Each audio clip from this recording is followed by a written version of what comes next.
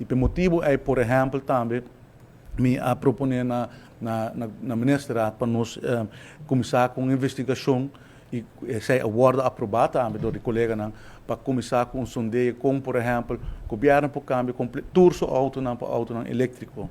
para bem com plano para nós fazer completo de tempo para assim nós como governo põe ênfase riba sustainability e vira transitar o resto do nosso país. Nós temos solo e vento na abundância, sabe que não está fonte para produzir energia renovável. Então,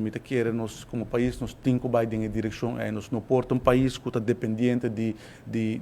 preço de petróleo internacional, mas esse é o meu pensamento sobre o tópico aí, para nós está começando a caminho de sustainability.